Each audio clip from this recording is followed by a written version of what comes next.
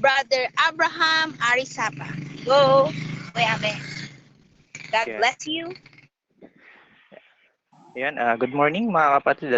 Naririnig ako? Yan. Clear ba? Clear? Yan. Opo, Yes Pio. po. Yan, thank you po. So, before we start, let us pray mga kapatid. No? Amang Diyos na makapangyarihan sa lahat, I pray, Panginoon, na patuloy mo kaming samahan sa gawaing ito ng morning prayer. I pray na itago mo lamang ako sa iyong kapangyarihan, and Holy Spirit, lead us. Ikaw ang siyang manguna, Panginoon, sa gawaing ito. At itago mo lamang ako, Panginoon, sa iyong kapangyarihan. Lord God, ikaw ang mag-speak sa mga puso namin kung ano nga ba ang hiwaga ng iyong mga salita. We thank you, Father God. We thank you, Jesus Christ. We thank you, Holy Spirit. In Jesus' name, Amen. Hallelujah. And then, ayan, may mag-send mamaya ng ating mga slides. No? Hindi ko na i-share screen para dire-diretso. Ayan, so ang topic po natin this morning, mga kapatid, is authentic forgiveness. Na mag-Christmas na, magpapasko na. No? Sabi nga ng kanta, give love on Christmas Day. No? Hindi lang pagmamahal ang pwede natin ibigay every day or tuwing darating ang Kapaskuhan. Pwede rin pong pagpapatawad, no, sa ating kapwa, sa ating mga kapatid, or kung may nasaktan man tayo, no, you can release forgiveness sa mga taong nagawa natin ng kasalanan. And then ito po ang title natin, authentic. Ano nga ba ang authentic? Ito yung tunay or kapanipaniwala, no, sa pagpapatawad. Okay? This passage, mga kapatid, marami tayong pwedeng matutunan dito. Makikita ang text natin sa Luke chapter 17, makikita natin diyan yung mga relational scene, no, and how to deal with them. Nandito yung temptation, repentance, faith, and lastly forgiveness. Ayun, ako na po magbabasa, no, and then may magsisend po diyan ng ng slides din para mabalik-balikan din po natin itong study na ito. And then nasabi dito sa verse 1, sa Luke chapter 17, verse 1. Sinabi ni Jesus sa kanyang mga alagad, siguradong darating ang mga sanhi ng pagkakasala, ngunit kakilakilabot ang sasapitin ng taong panggagalingan niyon. Okay? So, pupukusan po natin yung word na pagkakasala. The Greek word of pagkakasala or offenses, no, is skandalon. So hihimay-himayin po natin ang mga kapatid, no. And it comes from the word, mga kapatid, na benstick, the stick that spring the trap or set the bait, no.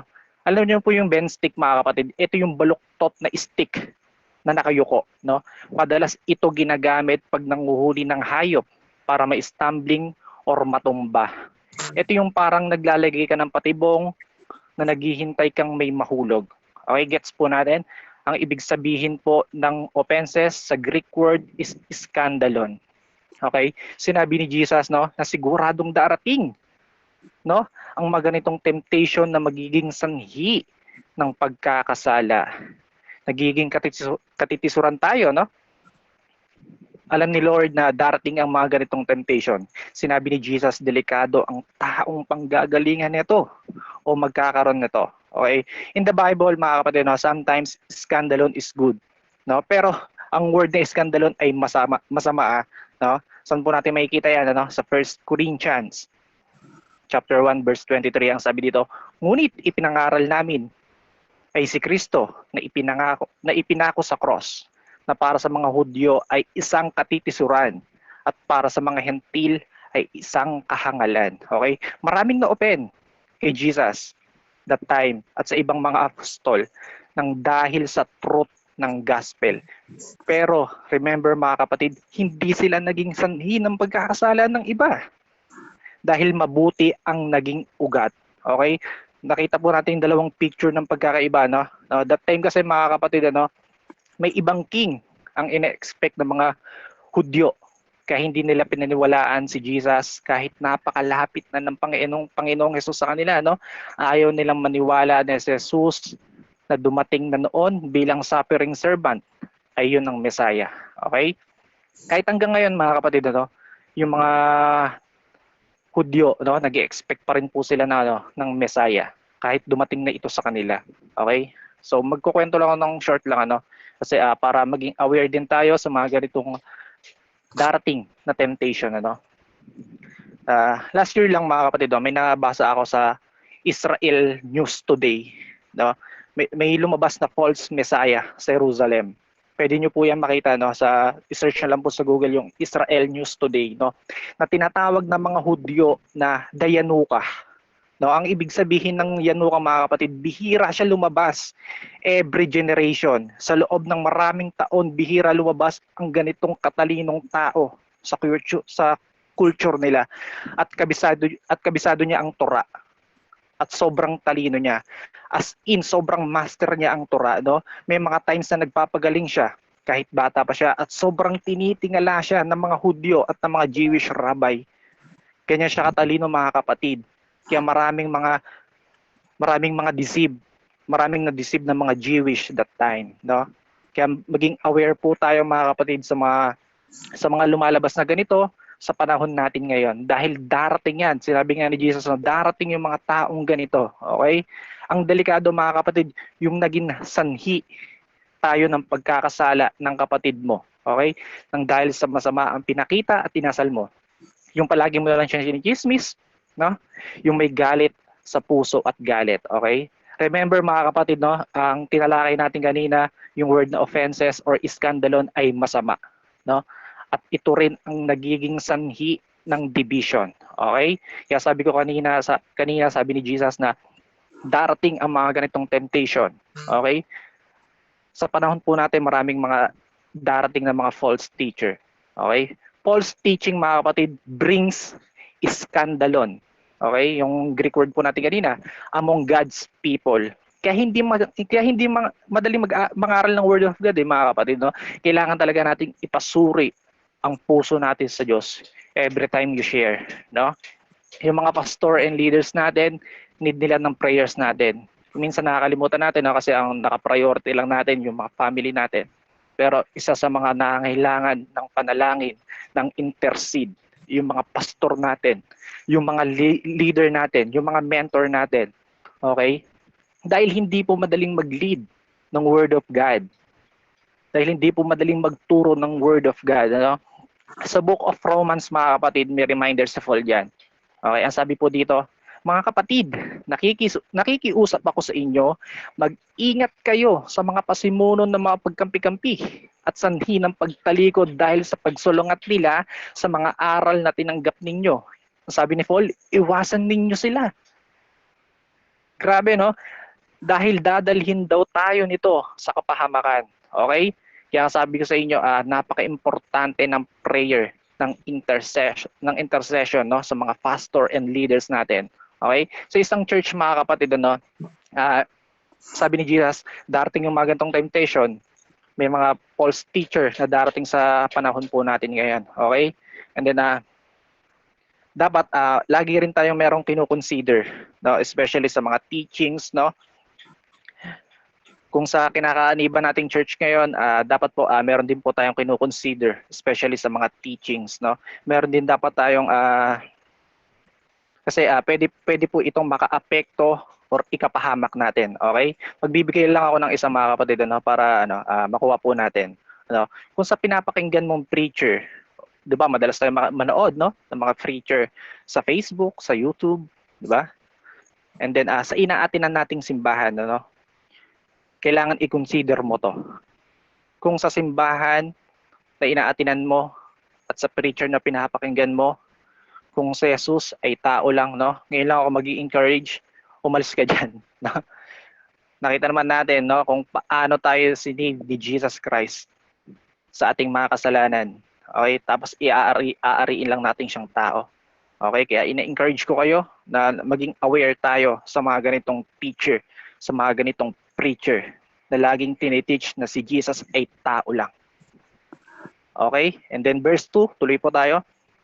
Mabuti pa sa kanyang bitinan sa leeg ng isang gilingang bato at itapon sa dagat kaysa maging sanhi ng pagkakasala ng sino man sa mga maliliit na to. Sabi ni Jesus, mas mainam daw, no? Na itapon daw sa dagat ang mga taong nagiging sanhi ng pagkakasala at bitinan ng millstone. Okay, isasend po yan mamaya dyan, no? Kung ano yung millstone or gilingang bato. No? Hindi yan ordinaryong bato, mga kapatid. Napakalaki at bigat po niyan. Ginagamit po yan noong unang panahon sa paggigiling. I think meron pa rin gumagamit na ito, no? Yung malaking bato tapos may hawakan sa gilid. Yan yung ginagamit ng unang panahon para ano. So imagine, no? Bibitinan tayo sa leeg ng ganong kabigat, no? Ilang pounds yun, no? Gumagamit si Jesus ng ganitong word, mga kapatid, no? Para makuha ang attention ng mga disciple. Okay? Pinapakita dito na hindi talaga madaling sumunod kay Jesus. Na hindi madaling maging servant. Okay? We need to sacrifice sa iba. Kailangan mong kalimutan yung dating ikaw. Yung dating Abraham, kailangan kong kalimutan yun para makasunod kay Jesus wholeheartedly. Kasi ayun ang gusto ni Lord. Kasi hindi tayo makakasunod kung yung dati mong pagkatao ay nananahan pa rin sa'yo. Never kang makakasunod kay Jesus. No, sabi nga ng 2 Corinthians, no? We are the new creation. Yung dating ikaw, dapat isang tabi mo na yan. Okay? Kailangan ang paupuin mo sa trono ng puso mo si Jesus. Siya na ang namumuhay sa'yo. Magiging madali sa'yo ang pagsunod kay Jesus kung siya ang nakaupo sa puso mo. Okay? Verse 3. Kaya't mag-ingat kayo kung magkasala sa iyo ang kapatid mo, pagsabihan mo. At kung siya'y magsisi, patawarin mo. Okay? Sobrang clear ng sinabi ni Jesus. This is the challenge from Jesus. Walang ibang way na tinuro si Lord dito, kundi mag-forgive or magpatawad. Ano? Mahirap ito, mga kapatid, ano? Kung wala kang pagmamahal sa kapwa mo or hindi mo kayang mahalin yung sarili mo, hindi mo kayang magawa to. Okay? At kung siya'y magsisi, patawarin mo. So ito yung malaking question dito, no, sa verse 3, no. Kung hindi siya mag-repent, no, o humingi ng sorry, papatawarin mo ba? Kasi sabi ni Jesus yan, no, kung siya'y magsisi, patawarin mo. Kung hindi siya magsisi sa'yo, no, dahil nagawa siya ng kasalanan sa'yo, tapos hindi man lang siya humingi ng dispensa or hindi man lang humingi ng sorry, okay?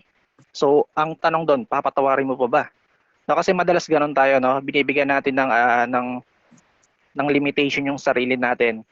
Binibigyan natin ng dahilan, the way kung paano tayo mag-forgive. Kailangan mag-sorry muna yung kapatid ko bago ko siya patawarin. Okay? Very clear na hindi intensyon ni Jesus, no, na bigyan ng mga disciple para limitahan ang kanilang pagpapatawad. Okay? Hindi niya binigyan ng dahilan ang mga alagad para hindi mag-forgive. Dahil ang layunin ni Lord sa verse na to ay mas palawakin pa ang trabaho ng pagpapatawad, no? So, ang tanong, need ba mag-forgive kahit hindi na mag-sorry?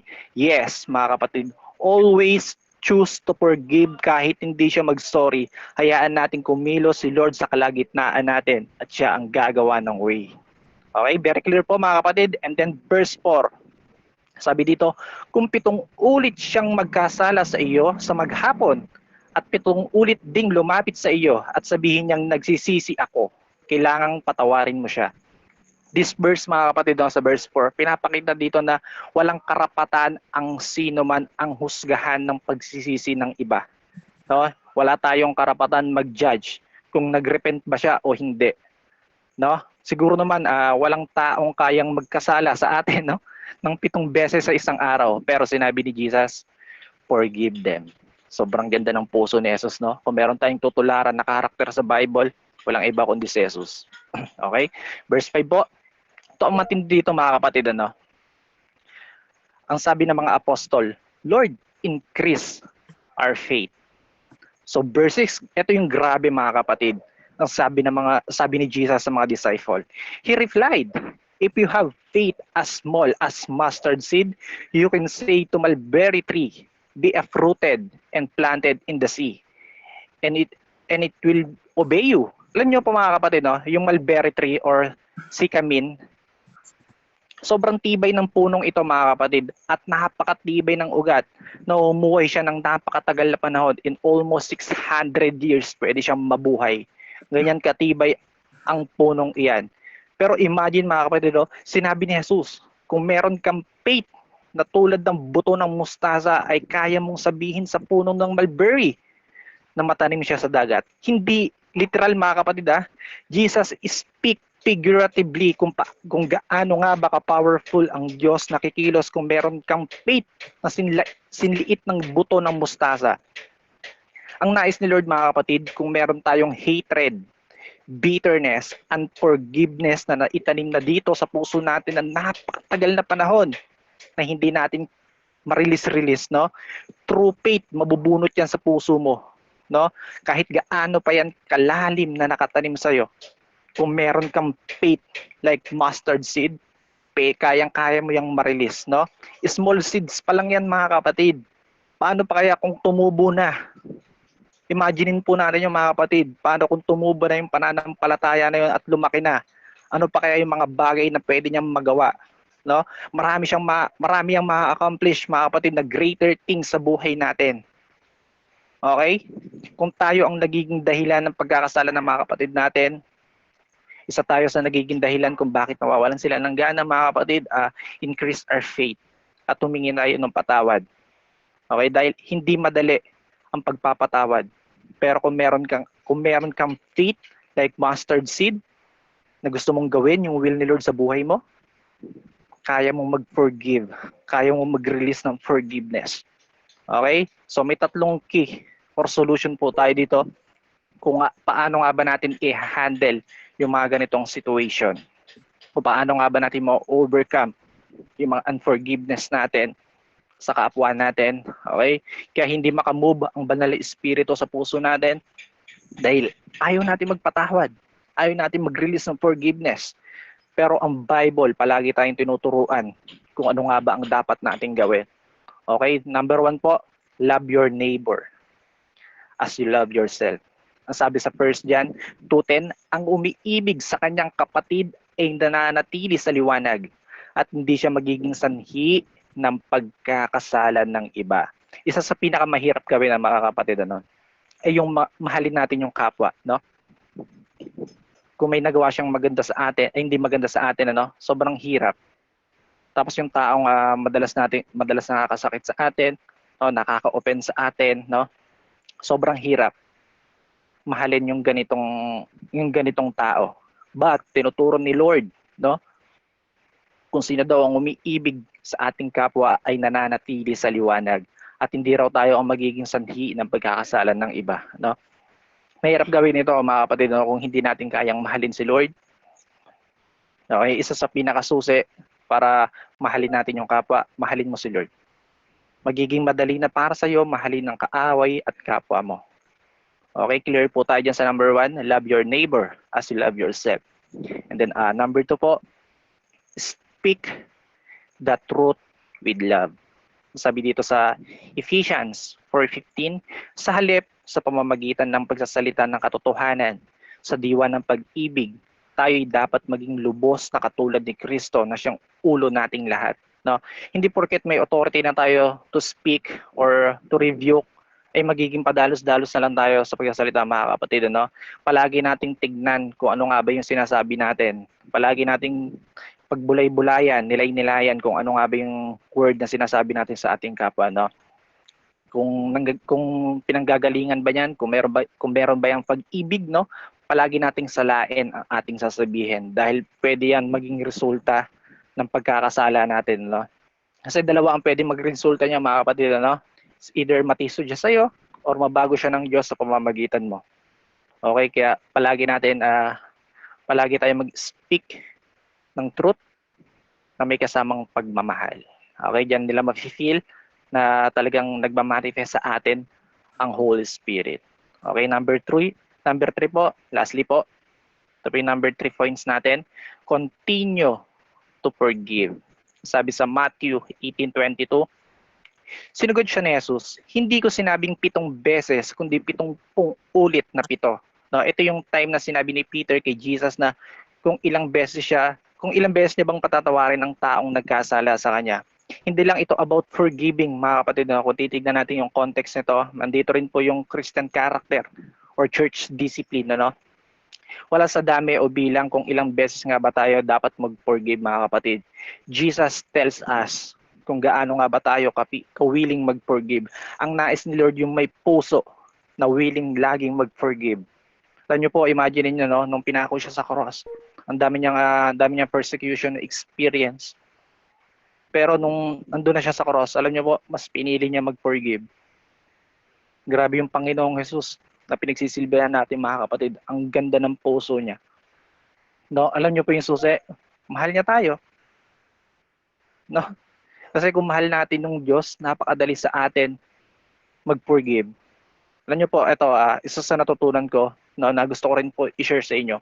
Kung kayo po ay nahihirapan mag-forgive, mag-release ng forgiveness, merong bitterness sa puso nyo, isipin nyo lang mga kapatid, na kayo din minsan ay nakaranas lang ng pagpapatawad mula sa mga taong nagawa nyo ng kasalanan, mula sa taong nasaktan nyo. Isa rin kayong naka-experience ng pagpapatawad. Kaya parang pag naiisip natin yon, ang dali mag-forgive. Kasi Lord, na-experience kong patawarin mo eh. No? Mas magiging madali ang pag-release natin ng forgiveness once na naiisip natin palagi na na-experience natin yung forgiveness din mula sa Lord. Okay? Para sa ating conclusion mga kapatid, sa Luke 17, verse 5, ang sabi dito, the apostle said to the Lord, Lord, increase my faith. Alam niyo mga kapatid, na na-share ko kanina, kung meron tayong faith tulad ng isang mustard seed, pag tumubo yan sa puso mo, ang pananampalataya ay tutulong sa atin kung paano nga ba magdesisyon ng tama. Ang akala kasi natin, ang pananampalataya ay paniniwala lang, sa mga bagay na hindi nakikita. Pero mga kapatid, ang pananampalataya ay tumutulong rin kung paano tayo mag-decide ng tama. Kung makikita natin yung story ni Moses, no? Kung babasahin natin yung Hebrew, sabi doon, si Moses, nag-refuse siya. Nang dahil sa pananampalataya, nag-refuse siya sa Pharaoh. Dahil sa pwede niya makamtan na kayamanan. No? Kung hihimayin po natin yung mga kapatid, na ang faith po natin, tumutulong ito magdesisyon ng tama. To make right decision, to forgive. Kahit gaano pa kalaki ang nagawa nilang kasalanan sa'yo, makakaya mong magpatawad kung meron kang pananampalataya sa puso mo. The more na nag-i-increase ang faith natin, the more na kaya natin magpatawad at humingi ng patawad. No, nais ni Lord sa oras na ito mga kapatid, napaka-powerful mga kapatid, every time you pray, nasasama natin, Lord, increase my faith. Pwede bang sabihin natin dyan sa chat box, Lord, increase my faith. No, ang sarap kasing sabihin doon mga kapatid. No, pag nag-i-increase yung pananampalataya sa puso natin, maraming greater things na pwedeng mangyari dyan mga kapatid. Kaya ito, sa oras na ito, magpipray ako mga kapatid, kasi naman po dito yung nahihirapan mag-forgive, nahihirapan, merong bitterness sa puso, merong hatred sa puso. Sabayan niyo ako sa panalangin mga kapatid. Let's pray. Amang Diyos na makapangyarihan sa lahat, Lord, maraming salamat sa mga salita mo na tunay na buhay at makapangyarihan. Talagang tumatago sa aming puso. I pray, Lord God, na patuloy mong increase ang aming pananampalataya. Holy Spirit, speak to us sa aming mga puso. May mga pagkakataon na nahihirapan kami mag-forgive. May mga pagkakataon, Lord God, na nakakapagtanim kami ng galit sa aming kapwa. But gusto mo, Panginoon Diyos, kami po ay mag-forgive. Wala kang ibang tinuturo sa amin, Panginoon Diyos, kundi magpatawad na magpatawad. Dahil yun po ang nagagawa ng pagmamahal mo sa amin. Kaya Lord, sa oras na ito, Panginoon, siyasatin mo ang aming puso. Alisin mo yung hatred, alisin mo yung bitterness, alisin mo yung doubt, fear, to forgive others, Panginoon. Kung may nasaktan mga kami, Panginoon Diyos, sa mga kapatid namin, sa pamilya namin, na nahihirapan kami, Panginoon, humingi ng sorry. Lord, help us. Panginoon, bigyan mo kami ng wisdom to forgive, Panginoon. Bigyan mo kami ng lakas ng loob, Panginoon, lumapit, magpakatapang at humingi ng patawad. Lord God, ikaw ang siyang manguna sa aming mga buhay. Patuloy mong i-increase pa ang aming pananampalataya sa iyo para makapag-isip kami ng maayos, Panginoon, para may align ang aming mga will sa will mo, Panginoon Diyos. Kaya Lord, maraming salamat, Panginoon. Dalahin ko sa mga kapatid kong ito. Kay Ate Beverly, kay Ate Melda, kay Ate Marichu, Ate Jenna, Sis Marlene, Brother Anton, kay Sis Maylene, Sis Hailey, Sis Pem, Sis Eve, Brother Robert, Brother Joel, Sis Mer, Sis Nori, si Ate Mercedita, kay Ate Abby, kay Ate Marife, Sister Lablin, Sister Bren, kay Ate Tin, kay Ate Cristel, kay Ate Janice, kay Ate Mary Ann, Sister Mary Lou, and kay Efril. I pray na patuloy mong increase ang aming mga pananampalataya sa iyo, Panginoon Diyos, para maganap ang tunay na will mo sa aming mga buhay. Kaya Lord, ingatan mo ang mga kapatid kong ito. Patuloy mo po silang samahan. I speak healing, upon healing sa nahihirapan magpatawad, sa mga nahihirapan mag-release ng kanilang pagpapatawad sa kapwa, Panginoon Diyos. Kaya Lord God, salamat sa grace mo. Salamat sa sukdulang biyaya mo na patuloy mong pinaparana sa amin. We thank you, Lord, in Jesus' name. Amen. Ayan. Is Efril, back to you.